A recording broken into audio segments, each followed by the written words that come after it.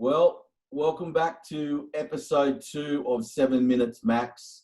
I'm very honoured to have Michael Debar all the way from Los Angeles, California, to help me get through this next episode. Michael, as always, an honour and welcome. Well, God bless you. It's so good to be with you. I love Australia. I had a wonderful time down there when I went. What did I do? I did a TV series down there for a couple of weeks.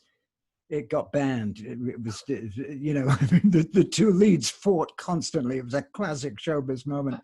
But I adored it. I had such a good time. And what was happening? And my show, Murdoch was airing at that time in Australia. And I went to malls and stuff and got mobbed. He's a killer. Here comes the killer down under. It's fun. So did it get banned or did it get cancelled? No, it got cancelled because the cast wanted to kill each other within 20 minutes. I knew it was uncool, but I wanted to wander around, this beautiful country of yours. Well, we'll get you back down here very shortly. Oh, I'd love that. Okay. All right. So 7 minutes max. I'm going to ask you 7 questions in 7 minutes. Yep. I don't think you'll have any trouble with this. And your time starts now. Michael, tell me about your favorite fast food experience. What was it and where was it? Egg, beans and chips, English breakfast, bacon, mushrooms, but mostly HP sauce on toast. Where? Back in England? London. Are you kidding? You think you can get that in Pasadena, California? Get out of here. It's the classic UK Cockney breakfast. Okay. If you found $1 million in cash, what would you I'll give it back to you, Mark, right away.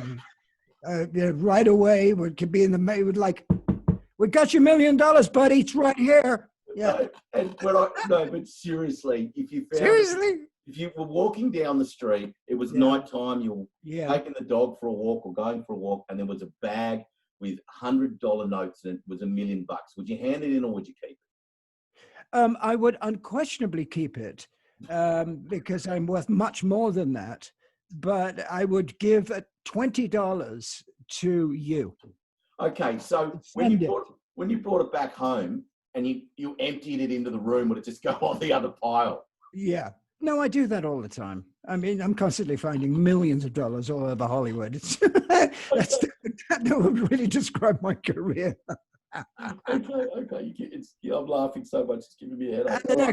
And the next one. Okay, next one. Now, this is an interesting one for you because when I ask younger bands or younger artists... How dare you? Because what is the matter? Something's the matter with him. I think he's drunk. Go ahead. Go ahead. Excellent. All right, so if you could go back in time and see any band, who would it be and when would it be? Beatles Shea Stadium. Okay, wow, why? Because of the enormity of the event. I mean, when you think about it, rock and roll had reached something that had never done before. Usually people play to 3, 5, 10,000 people, but this was, 60,000 people?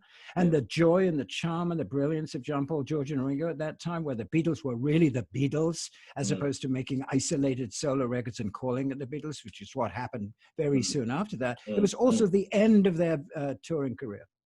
Okay. See, I'd go back and see Zeppelin, but you did all that.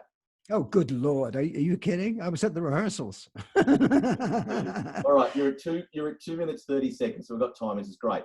Okay. This is when I designed these questions for these episodes, all of them. Yeah. When I came up with this one, I had you in mind, right? Yeah. So I've been wanting to ask you this for weeks. Okay. Michael, what has been your biggest rock and roll regret?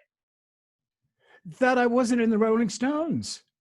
I mean, come on, I would have played, I don't know, the kazoo in the background. Mickey, Charlie, Ronnie Wood and Michael on kazoo. I think, the whole mythology of the Rolling Stones is so exciting to me. Or I would have played congas with Zeppelin, one of the two. But I think the Stones, and wore Brian Jones's jackets, and that would have been fine for me. Didn't you make it into a studio and they got rid of you quickly? Oh yeah, the Stones. They were rehearsing for a new guitar player, and I was coked out of my head, and I was in the control room, and they started "Stray Cat Blues," which is my favorite Stones song, and I jumped into the control room and started, you know, click clack of your feet on those to get the fuck out of here, and they threw me out. That was my Stones moment. Love it, love it, love it. All right, question 5. Yeah. If you could be anyone in the world for a day, who would it be? However, would that change if it was for a week and not a day? Would the person change? That's an extraordinary story, and I'll tell you. I have the question. I'll tell you exactly what I would never want to be anybody else than who I am, and and I have been for the last week, coincidentally. So I've been who I wanted for 72 years, and I wouldn't change a thing. I wouldn't change a chromosome. I love it. I love it. Right. Brilliant answer. Okay. We're at 4 minutes, 20 seconds. All right. What is your greatest love? Mankind. I have great faith in the human condition, especially now. I think if we're not kind and cool and compassionate right now, in terms of loving things, I think you've got to love yourself first before anybody can love you, for sure. And I believe that without love, we're doomed. And I believe that this whole pandemic and this whole shit that's going on right now is going to bring us to, we're going to open our eyes and see what's really going on politically and sociologically, and most important, in your heart. Once you understand what's going on with your heart, we're going to be all right. Okay, I like that. Excellent answer. Which segues into question number 6. Currently, where are the most fucking idiots in the world? Washington. No doubt. Hello? Doubt? I have no doubt. King fucking. I think it's chaos.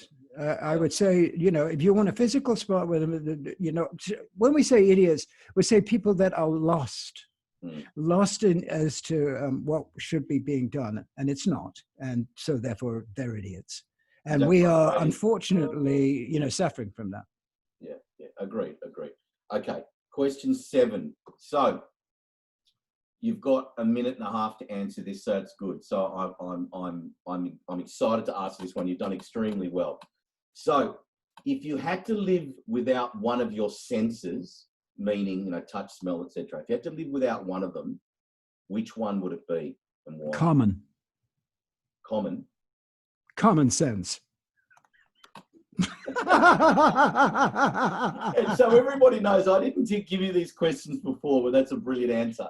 So you could 100% live without your common sense. Absolutely. Common sense. I want uncommon sense, man. I would, common sense keeps you common. But indulge me. If it had to be touch, smell, or whatever, could you do without one of them? Oh yeah, I really, if I had to choose between the two, it would have to be touch. That I would keep. I would have to have you smell, taste, no, touch. Yes, I want to be touched constantly. Yeah. And I want to touch people. And I mean that both in a metaphysical sense and in a physical sense. But touching, holding people is the most beautiful thing in the world. The problem being, of course, we can't now. When I say, I'm a very gregarious guy, as are you, and I hug people, and I say hi and I shake their hand, no more. I can't do that. Yeah. So therefore, spiritually, we have to think of a way of getting closer physically, but it's metaphysically. So it's a whole new world in that sense. So our love has to be even deeper than just merely touching. Totally. And buddy, your 7 minutes is up, and I appreciate you being part of 7 Minute Max. You've done an amazing job, as I knew that you would. It's been an absolute pleasure to have you on. It's great to see you, Mark. I can't wait to see you again. Thanks, Michael. Okay, man. Peace. Bye-bye.